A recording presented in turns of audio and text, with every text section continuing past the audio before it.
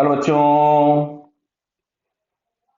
यार इसे दिया गया है कि body is allowed to fall from height 100 metre if time taken for first 50 metre is t1 and next 50 metre is t2। तो t1 और t2 में रिलेशन पूछा है, तो चलिए भाई यहां पे हम लोग सबसे पहले लिख लेते हैं कि object starts from rest, so initial velocity is zero. Acceleration इस पे ग्रेविटी का लग रहा होगा जो कि 10 metre per second square.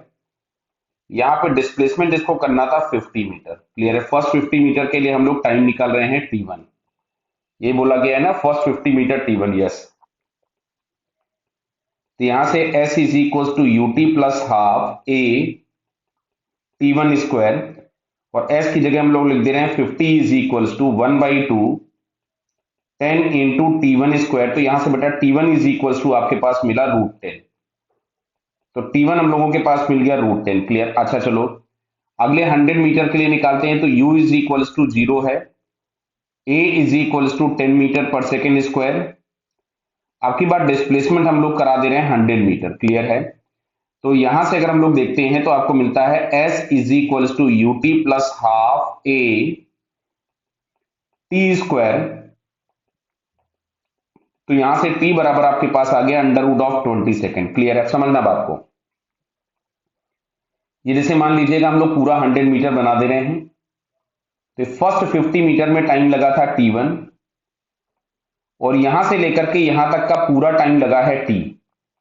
Clear? ये जो t हम लोगों को दिख रहा है this is for the 100 metre. तो यहां जो t2 होगा, क्या उसको हम t माइनस t1 लिख सकते थे? क्लियर? अब देखो यहां से, तो t2 इज इक्वल टू जो अपने पास मिलेगा दैट इज √20 माइनस √10। क्लियर हो रहा बेटा ये सभी को? क्योंकि t माइनस t1 लिखना है तो √20 माइनस √10। तो इसमें से अगर हम √10 कॉमन निकाल लें तो यहां से मिलेगा √2 माइनस, मतलब √10 को हम लोग t1 लिख देते हैं। तो फाइनली यहाँ पे जो हम लोगों को टाइम मिल रहा है दैट इज 0.414 टाइम्स t1। तो दिख रहा है आप लोगों को कि t2 जो है वो छोटा है, t1 जो होगा वो बड़ा। क्यों?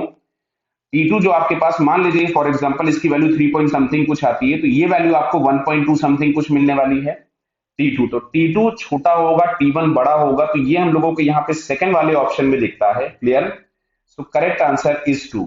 ओके बेटा, ऑल द बेस्ट।